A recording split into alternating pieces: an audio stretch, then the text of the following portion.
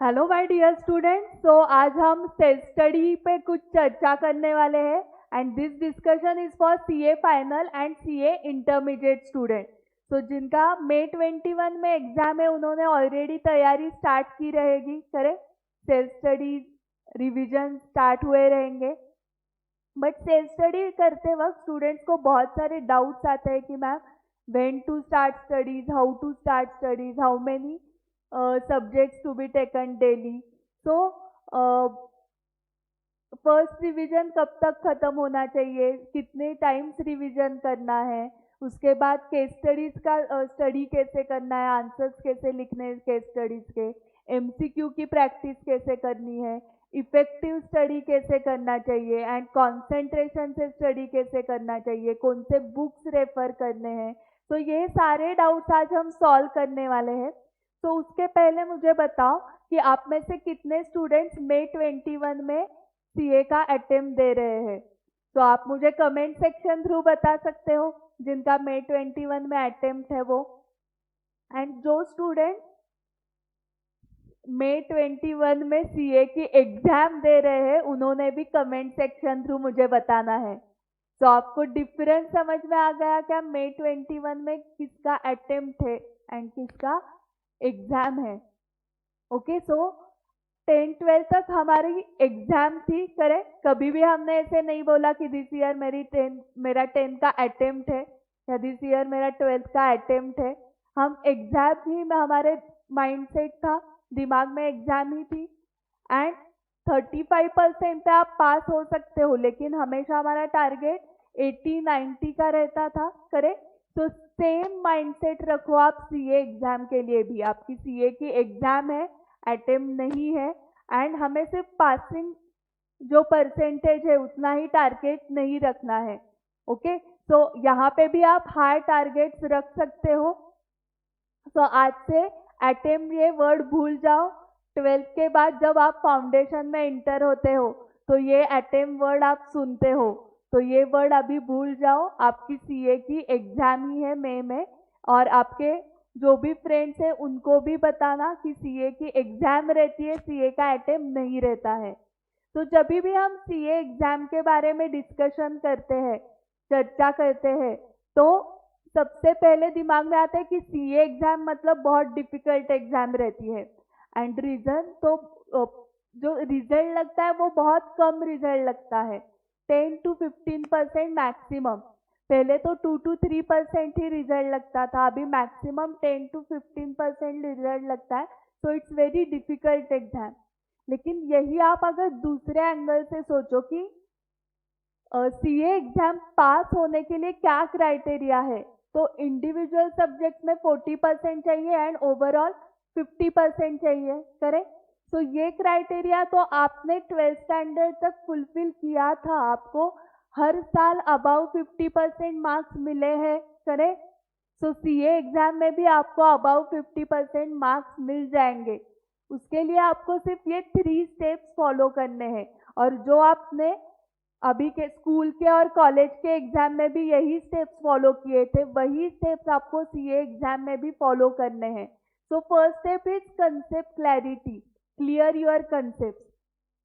So for example on an average अगर 10 topics है हर एक सब्जेक्ट में, तो उसमें से 5 टॉपिक्स तो आपको समझ में आ गए हैं। करेक्ट, मैम क्या बोल रहे हो, सारे टॉपिक्स हमें क्लियर है। करेक्ट, 8-9 टॉपिक्स तो 100% क्लियर है। कुछ टॉपिक्स ऐसे रहते हैं कि जो डिफिकल्ट है या उसके 2-3 कंसेप्ट समझ में नहीं आए हैं, लेकिन अबाउ 50% टॉपिक्स तो हर एक सब्जेक्ट के आपको क्लियर है। करेक्ट, तो आपने स्टेप 1 फुलफिल की, अबाउ 50% आपको क्लैरिटी है सारे सब्जेक्ट में। अभी स्टेप 2 देखो, वो कंसेप्ट आपको रिवाइज करने हैं, उसका एप्लीकेशन आना चाहिए। अगर केस स्टडीज है तो प्रोविजन का एप्लीकेशन या न्यूमेरिकल क्वेश्चन से तो सॉल्विंग की प्रैक्टिस होनी चाहिए। सो स्टेप 2 में आपको रिविजन करने हैं। ओके, कंटिन्यूअस प्रैक्टिस करनी है। तो ये स्टेप पे आप पासिंग क्राइटेरिया कब फुलफिल करोगे, तो ये जो क्वेश्चन है कि how many times to revise, तो जब तक वो क्वेश्चन आप खुद से सॉल्व नहीं कर सकते तब तक वो क्वेश्चन, वो टॉपिक आपको रिवाइज करते रहना है। जो क्वेश्चंस जो टॉपिक्स आपको आ रहे हैं इजी जाते हैं वो रिवाइज करने की ज़्यादा ज़रूरत नहीं है। जो क्वेश्चंस नहीं आ रहे हैं ओके, जो आपके वीकनेस है उसके ऊपर ज़्यादा फोकस करो और वो ज़्यादा रिवाइज करो। तो जब तक आपको वो क्वेश्चंस नहीं आते तब तक आपको वो रिवाइज करते रहना है and then you will complete your passing criteria at step 2 and then step 3 that is writing practice and presentation skills. क्योंकि जो भी आपने कंसेप्ट क्लियर किए हैं, रिवाइज किया है, इतना हार्डवर्क किया है, लेकिन उस 3 आवर्स में आपको बहुत टेंशन आया, आपको आंसर ही रिकॉल नहीं हुए, तो कुछ भी फायदा नहीं करे। क्योंकि जो भी रिजल्ट है आपका वो उस 3 आवर्स में आपने क्या लिखा है, कैसे लिखा है, उसके ऊपर डिपेंड है। तो उस 3 आवर्स की भी हमें प्रैक्टिस करनी चाहिए। करेक्ट, प्रेजेंटेशन स्किल इंप्रूव करने हैं, उसके बाद टाइम मैनेजमेंट करना है। करेक्ट, सो स्टेप 3 भी उतनी इम्पॉर्टेंट है। सो इस स्टेप पे आपका पासिंग क्राइटेरिया कंप्लीट हुआ है क्या, वो कैसे चेक करोगे? तो उसके लिए आपको टेस्ट लिख के देखना पड़ेगा। आप जब टेस्ट लिखोगे और टेस्ट में पास हो जाओगे तो आपको समझ में आएगा कि आपका टाइम मैनेजमेंट करेक्ट है, जो प्रेजेंटेशन आप कर रहे हो वो करेक्ट है। देन 1.5 डे में कैसे रिवाइज करना है वो भी आपकी प्रैक्टिस हो जाएगी बिकॉज ऑफ द टेस्ट। सो ये सारे स्टेप जो है वो इक्वली इम्पॉर्टेंट है। आपको पास कंसेप्ट क्लैरिटी भी चाहिए, आपने सफिशिएंट रिविजन्स भी किए रहेंगे एंड आपके पास प्रेजेंटेशन के स्किल्स भी है। ओके, आइदर और स्टेप फॉलो करके नहीं चलेगा, आपको तीनों स्टेप फॉलो करने पड़ेंगे and all the 3 steps are equal. So आपकी ये सीए की जर्नी देखो कैसे है, आपका मेन टारगेट क्या है, गोल क्या है, टू बिकम चार्टर्ड अकाउंटेंट। करे तो सीए बनने के लिए आपको सीए की एग्जाम क्लियर करनी पड़ेगी। एग्जाम कब आप क्लियर करोगे? जब आप एग्जामिनर को कन्विंस करोगे। वो कन्विंस होना चाहिए आपको मार्क्स देने के लिए। वो कब कन्विंस होगा? अगर आपने पेपर बहुत अच्छे से लिखा है तो। If you have written exam very confidently then only ही will give marks to you. And कौन सा भी एग्जाम कॉन्फिडेंटली लिखने के लिए या कौन सी भी चीज कॉन्फिडेंटली करने के लिए हमें उसकी प्रैक्टिस चाहिए। जितनी ज्यादा प्रैक्टिस रहेगी उतना आपका कॉन्फिडेंस बढ़ेगा। So revision and consistent practice is required and consistency रखने के लिए, प्रैक्टिस करने के लिए पहले तो आपको वो कंसेप्ट क्लियर करने पड़ेंगे एंड कंसेप्ट क्लियर करने के लिए आपको स्टडी के लिए बैठना पड़ेगा। आपकी फुल कमिटमेंट चाहिए, मेन टारगेट, मेन प्रायोरिटी आपकी स्टडी चाहिए। तो आप विथ कमिटमेंट स्टडी स्टार्ट करोगे तो ऐसे आपकी जर्नी स्टार्ट होने वाली है to get the ultimate goal of becoming chartered accountant. So ये जर्नी में हमें पूरा प्लानिंग करना पड़ेगा। ओके, जैसे हम ट्रिप के लिए भी जाते हैं तो प्लान करते हैं, जब जर्नी स्टार्ट होती है उसके पहले आपका पूरा प्लान रेडी रहता है। वैसे ही ये सीए की जर्नी, आपकी जो स्टडीज की जर्नी स्टार्ट होने वाली है तो उसका हमें प्लानिंग करना पड़ेगा। तो प्लान करते वक्त सबसे पहले हमें डिसाइड करना पड़ेगा कि कौन से बुक से स्टडी करना है। तो हर एक सब्जेक्ट के लिए बुक्स डिसाइड करके रखो। उसके लिए इंस्टीट्यूट का स्टडी मटेरियल तो इम्पॉर्टेंट है। बीओएस नॉलेज पोर्टल पे जो जो आपको मिलता है study material, past papers, RTPs, MTPs, ये सब तो हर एक सब्जेक्ट के आपको करने ही है। स्टडी मटेरियल के इलस्ट्रेशन भी करने हैं एंड एक्सरसाइज के क्वेश्चंस भी करने हैं। उसके साथ आपको सैंपल एमसीक्यूज भी दिए हैं इंस्टीट्यूट ने, वो भी गो थ्रू करने हैं। उसके बाद आपके पास स्टूडेंट जर्नल है। तो स्टूडेंट जर्नल में चार्ट्स आते हैं या समरीज आते हैं सब्जेक्ट के, तो वो भी आपको रीड करने चाहिए। तो ये इंस्टीट्यूट मटेरियल तो आपको करना ही है फॉर एवरी सब्जेक्ट, बट उसके साथ आप कुछ रेफरेंस बुक्स भी यूज कर सकते हो या क्लास नोट्स यूज कर सकते हो for question bank. So question bank के लिए एक रेफरेंस बुक यूज करना। फिर बुक्स डिसाइड होने के बाद हमें सब्जेक्ट डिसाइड करने पड़ेंगे कि डेली हमें कितने सब्जेक्ट स्टडी करने हैं। तो यहाँ पे आई विल रेकमेंड कि आपको डेली थेरी सब्जेक्ट तो करने ही चाहिए, क्योंकि थेरी सब्जेक्ट के लिए क्यूमुलेटिव रिवीजन लगती है। थेरी सब्जेक्ट में अगर गैप हुई तो हम भूल गए हैं कंसेप्ट, प्रोविजंस भूल गए हैं ऐसे लगता है। सो थ्योरी सब्जेक्ट जो है वो डेली स्टडी करो एंड उसके साथ आप न्यूमेरिकल सब्जेक्ट का कॉम्बिनेशन ले सकते हो। सो डेली कितने सब्जेक्ट्स एग्जैक्टली लेने चाहिए तो वो पर्सन टू पर्सन वेरी होगा, बट ये इंश्योर करो कि आप थ्योरी सब्जेक्ट्स तो डेली कर रहे हो। एंड सब्जेक्ट डिसाइड करने के बाद आपको प्लान लगाना पड़ेगा। मास्टर प्लान एक होना चाहिए आपके पास। मास्टर प्लान मतलब क्या कि फर्स्ट रीडिंग कब खत्म करना है, सेकेंड रिवीजन कब खत्म करनी है, थर्ड रिवीजन कब खत्म करनी है, वो ड्यू डेट आपके पास रेडी होने चाहिए। एंड वो डेट फिक्स होने के बाद डेली प्लान आपको करना चाहिए। ओके, स्टूडेंट्स यहाँ पे गलती करते हैं कि वो पहले 1 वीक का प्लान लगाएंगे, फिर नेक्स्ट वीक का प्लान लगाएंगे, ऐसे प्लानिंग करते हैं वो, या 15 डेज का प्लान लगाएंगे, फिर नेक्स्ट 15 डेज का प्लान करेंगे।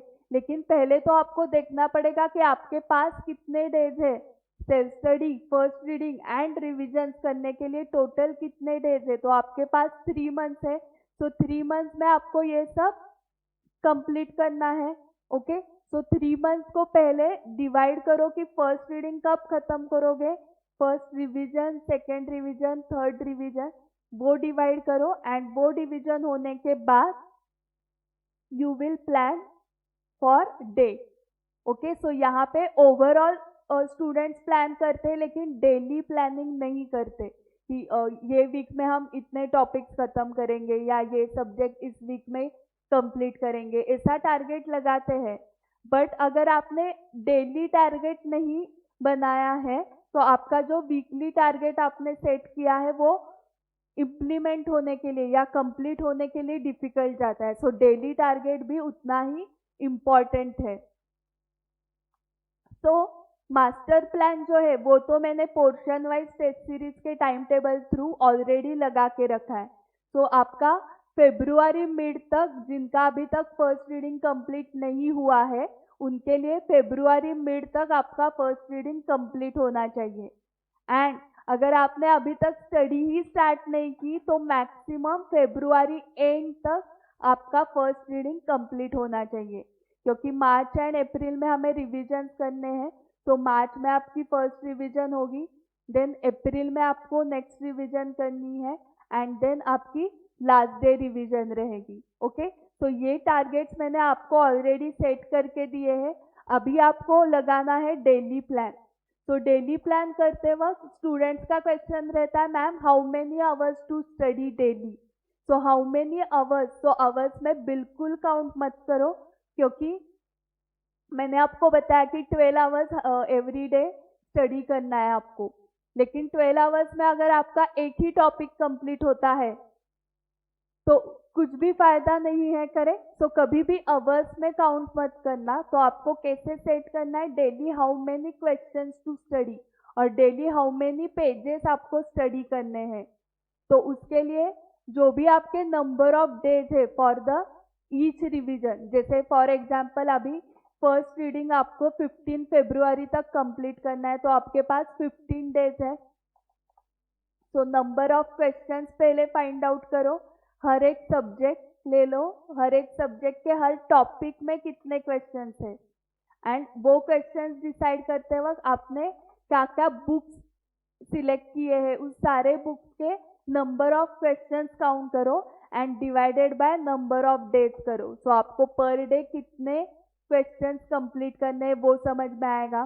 फॉर थ्योरी सब्जेक्ट आप नंबर ऑफ पेजेस भी डिसाइड कर सकते हो कि डेली कितने पेजेस कंप्लीट करने हैं।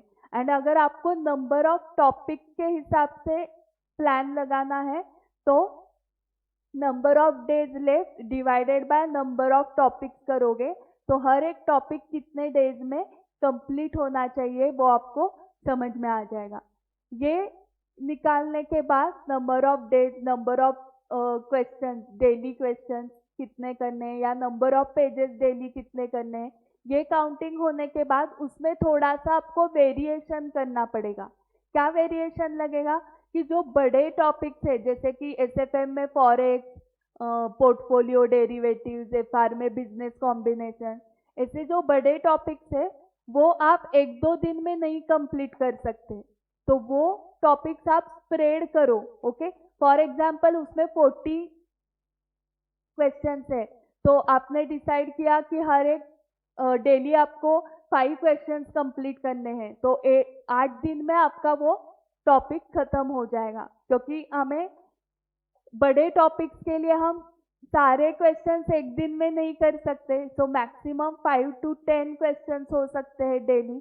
तो उस हिसाब से आप बड़े टॉपिक्स को स्प्रेड करो over the period. Small topics आप 1-2 दिन में कंप्लीट कर सकते हो। उसके बाद स्टडी के स्लॉट डिसाइड करके रखो।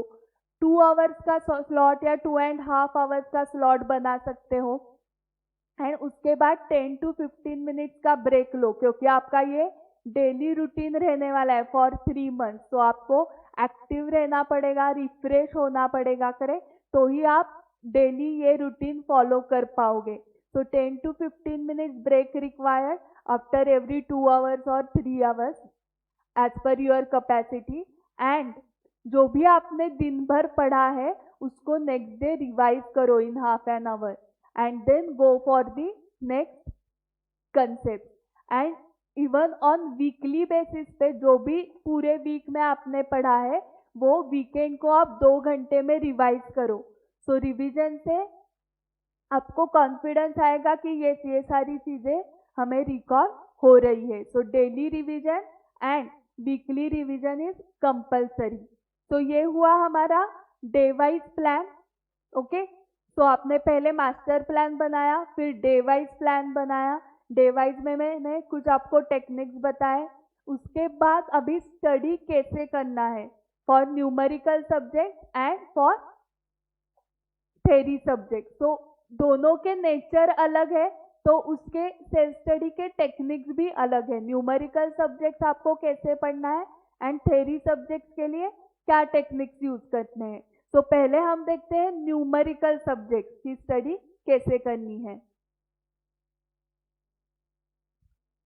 तो न्यूमेरिकल सब्जेक्ट्स अगर आपके स्ट्रांग है, फार, एसएफएम, अकाउंट्स, कॉस्टिंग, तो आपको एम रखना चाहिए फॉर दी एग्जाम्शन। ओके, वो आपके स्ट्रांग सब्जेक्ट्स है, तो सिर्फ 40-45 मार्क्स लाके नहीं चलेगा उस सब्जेक्ट में, क्योंकि यही आपका स्कोर बढ़ाएंगे।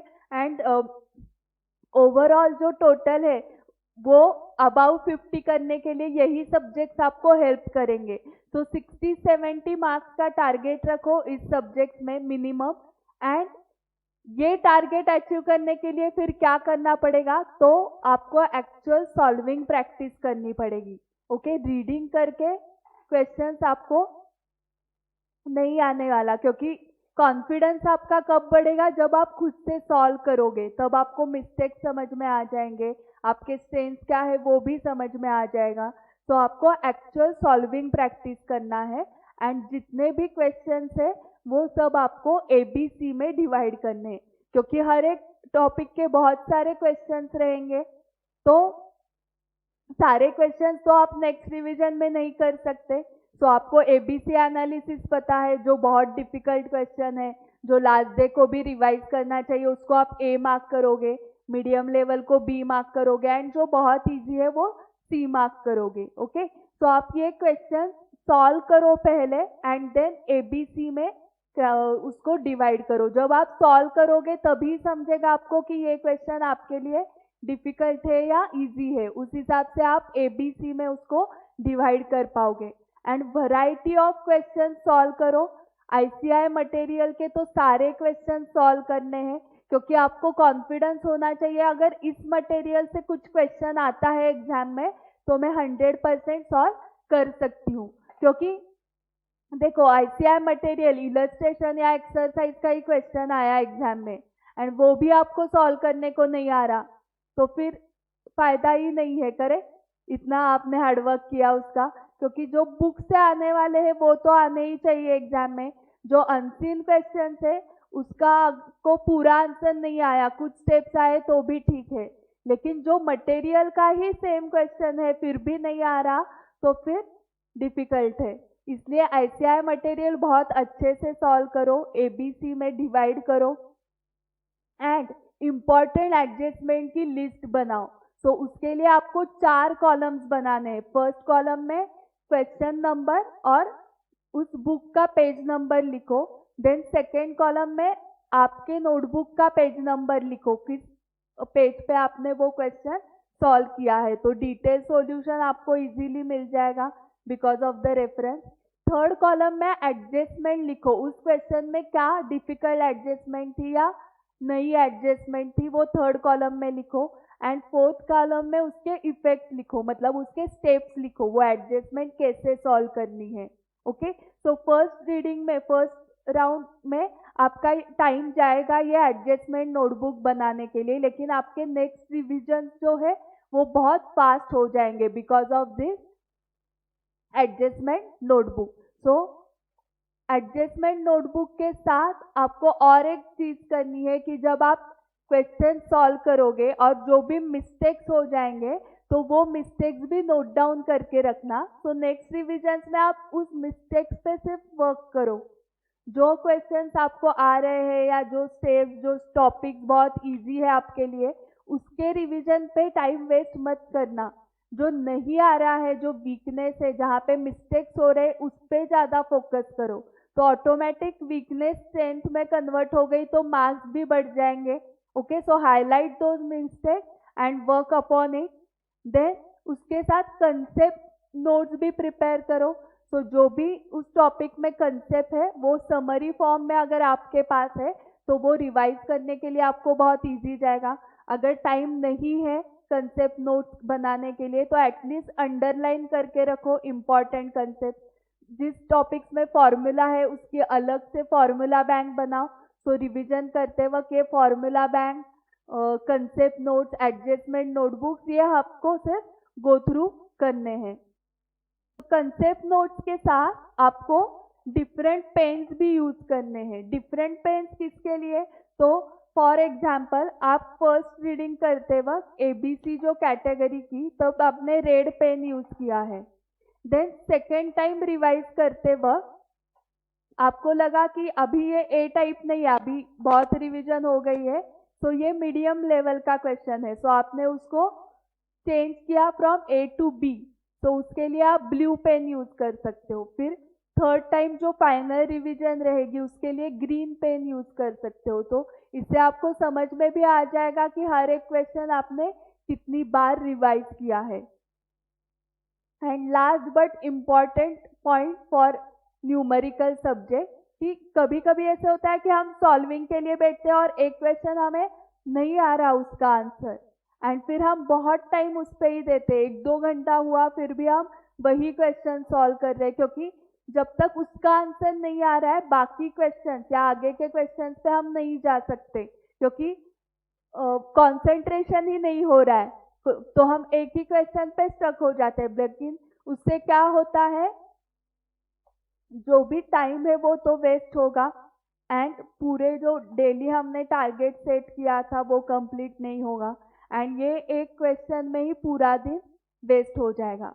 लेकिन उस क्वेश्चन के लिए मैक्सिमम कितने मार्क्स रहेंगे? 5, 8, 10, 20 मार्क्स के लिए रहेगा मे बी वो क्वेश्चन। लेकिन उतना टाइम देना आपको फ्रूटफुल लगता है क्या? 1-2 घंटा वेस्ट करना? नहीं। तो उस केस में क्या करो, वो क्वेश्चन मार्क करके रखो एंड बाद में आप फ्रेंड्स को, टीचर्स को, सीनियर्स को वो क्वेश्चन पूछ सकते हो। Okay, so maximum 10 to 15 minutes दो अगर कौन सा क्वेश्चन आपको नहीं आ रहा है तो। एंड अगर 15 मिनट्स होने के बाद भी वो क्वेश्चन आपको नहीं सॉल्व हुआ तो मार्क करके रखो एंड बाद में वो किसी से तो पूछ लो एंड डाउट्स आपके क्लियर कर लो। ओके, आज नहीं आ रहा है ठीक है, कल सॉल्यूशन मिलेगा, नेक्स्ट वीक मिलेगा, नेक्स्ट मंथ मिलेगा, लेकिन मेन एग्जाम के पहले तो उसका सॉल्यूशन आपको मिलने वाला है। Don't waste more than 15 minutes for such type of question. अभी हम देखते हैं कि थ्योरी सब्जेक्ट की स्टडी कैसे करनी है। So success mantras for theory subject. तो थ्योरी मतलब बोरिंग होता है ऐसे सब स्टूडेंट्स मानते हैं, लेकिन थ्योरी ही आपको हेल्प करने वाली है। देखो, थ्योरी सब्जेक्ट मतलब क्या रहते हैं? ऑडिट, लॉ, DT, IDT, तो सब में प्रोविजंस है। ओके, तो वो प्रोविजंस समझने के लिए इजी रहते हैं, इतने डिफिकल्ट नहीं रहते एक्चुअली। मेन दिक्कत कहाँ पे आती है कि वो उस प्रोविजन का एप्लीकेशन करना। ओके, सो आप जितने केस स्टडीज, जितने क्वेश्चन सॉल्व करोगे, उतना आपको एप्लीकेशन की प्रैक्टिस हो जाएगी, आपके स्किल्स इंप्रूव हो जाएंगे। तो इसलिए आपको क्या करना है, ये जो सब्जेक्ट्स है ऑडिट, लॉ, डीटी, आईडीटी जैसे, वो आप नॉलेज गेन के लिए, study to get the knowledge and not for the marks. तो इस एंगल से अगर आप स्टडी करते हो कि ये प्रोविजंस आज मैंने सीखे, सो ये हम प्रैक्टिकल लाइफ में यूज कर सकते हैं, तो नॉलेज गेन हो रहा है, तो यही नॉलेज आपको प्रैक्टिकल लाइफ में हेल्प होने वाला है। ओके, सो नॉलेज गेन करने के लिए आप थ्योरी सब्जेक्ट स्टडी कर रहे हो, इस एंगल से स्टडी करना। Group discussion and explanation to others, ये टेक्निक भी बहुत अच्छा है अगर आपके पास वैसा ग्रुप है, सिंसियर फ्रेंड्स का ग्रुप है, तो आप दिन भर जो भी आपने पढ़ा है वो एक दूसरे को एक्सप्लेन कर सकते हो। अगर आप दूसरे को एक्सप्लेन कर पाए ओरली, तो वही तो आपको एग्जाम में करना है, एग्जाम में रिटर्न फॉर्म में करना है, उतना ही है। तो आपके पास अच्छा सिंसियर फ्रेंड्स का ग्रुप है, तो ग्रुप स्टडी भी आप कर सकते हो फॉर थ्योरी सब्जेक्ट। उसके बाद एक क्वेश्चन 2 बार पढ़ना, तो वो रिकॉल करने के लिए, रिटेन करने के लिए बहुत इजी जाता है। कंटिन्यूअसली, इमीडिएटली 2 बार एक एक क्वेश्चन आपको पढ़ना है। जैसे मैंने आपको बताया कि जो भी क्वेश्चन है, this is the real case of your client, ऐसे इमेजिन करके आपको स्टडी करना है, तो आपको बहुत इंटरेस्ट भी आएगा एंड एप्लीकेशन कैसे करना है उसकी भी प्रैक्टिस हो जाएगी। तो हर एक क्वेश्चन आपके क्लाइंट की ही केस है ऐसे समझो, एंड उसका आंसर आप फाइंड आउट करो। उसके बाद यहाँ पे भी आपको शॉर्ट नोट्स प्रिपेयर करने पड़ेंगे या चार्ट्स प्रिपेयर करने पड़ेंगे। अगर आपके पास टाइम नहीं है तो आप अंडरलाइन करो important words, important point from the main text. अगर टाइम है तो खुद के नोट्स बनाओ, चार्ट फॉर्म भी आप बना सकते हो। अगर आप शॉर्ट नोट्स प्रिपेयर कर रहे हो तो use the technical words, same technical words आपको यूज करने हैं जो मेन टेक्स्ट में दिए, क्योंकि आप रिवीजन करते वक्त ये शॉर्ट नोट्स बार बार पढ़ने वाले हो, तो जो आपने शॉर्ट नोट्स में वर्ड्स पढ़े हैं वही वर्ड्स आपको एग्जाम में याद आएंगे, तो आपके आंसर्स में भी वही टेक्निकल वर्ड्स आ जाएंगे। उसके बाद आपको लाउडली रीड करना है। ओके, जब भी आप स्टडी करोगे तो लाउडली रीड करने से क्या होता है, फुल कंसंट्रेशन से आप स्टडी कर सकते हो एंड बाकी थिंग्स आपके दिमाग में नहीं आएंगे। तो रीड लाउडली, एंड रीड करते वक्त जो भी आपको इम्पॉर्टेंट वर्ड्स, इम्पॉर्टेंट पॉइंट्स लगते हैं from the answer and from the question also, वो अंडरलाइन करके रखो। तो रिवाइज करते वक्त आपको सिर्फ वो मेन पॉइंट्स जो है अंडरलाइन किए हुए उतने ही रीड करने हैं।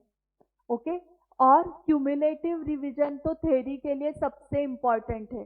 तो दिन भर जो पढ़ा वो नेक्स्ट डे आप रिवाइज करोगे and then you will go for the next concept. Revise करते वक्त आपको रिकॉलिंग की प्रैक्टिस ज्यादा करनी है। रिवाइज करते वक्त सिर्फ रीड मत करो, ओके, रिकॉल करने के लिए ट्राई करना, कल जो पढ़ा था उसमें से कितना रिकॉल हो रहा है। एंड उसके साथ डेली राइटिंग प्रैक्टिस भी इम्पॉर्टेंट है। जैसे हम सॉल्विंग प्रैक्टिस न्यूमेरिकल सब्जेक्ट्स में करते हैं, वैसे ही थ्योरी सब्जेक्ट्स के लिए आपको डेली राइटिंग प्रैक्टिस करनी पड़ेगी। हर एक टॉपिक के 10 to 15 क्वेश्चंस आपके लिख के होने चाहिए। तो डेली 4 to 5 क्वेश्चंस लिखो। केस स्टडी बेस्ड क्वेश्चंस है तो आपको फॉर्मेट पता है, प्रोविजन, फैक्ट्स, कंक्लूजन, लेकिन उसमें से फैक्ट्स तो क्वेश्चन से ही लिखने हैं, कंक्लूजन 1-2 लाइन का होता है। तो सिर्फ प्रोविजंस लिखने की भी आपने प्रैक्टिस की तो भी चलेगा, लेकिन राइटिंग प्रैक्टिस मस्ट है। उसके साथ स्टूडेंट जर्नल, मैंने आपको स्टार्टिंग में भी बताया था कि स्टूडेंट जर्नल में क्या आता है, समरीज आते हैं चार्ट फॉर्म्स में, तो वो भी गो थ्रू करो। एंड एमसीक्यू की भी प्रैक्टिस करनी है फॉर थ्योरी सब्जेक्ट। तो आपको 15 to 20 क्वेश्चंस भी अगर आपने किए हर एक टॉपिक के एमसीक्यूज के लिए तो वो सफिशिएंट है। ओके, सो थ्योरी सब्जेक्ट के लिए ये टेक्निक्स आपको यूज करने हैं। तो thank you very much for watching this video and ये वीडियो शेयर करो अपने फ्रेंड्स को जो May 21 में एग्जाम लिखने वाले हैं। ओके, उनको ये टेक्निक्स हेल्पफुल हो जाएंगे फॉर सेल्फ स्टडीज। एंड आपको और कुछ डाउट्स है सेल्फ स्टडीज में तो आप मुझे कमेंट सेक्शन थ्रू पूछ सकते हो या डायरेक्टली मुझे कांटेक्ट भी कर सकते हो। So thank you very much for watching this video. Bye bye.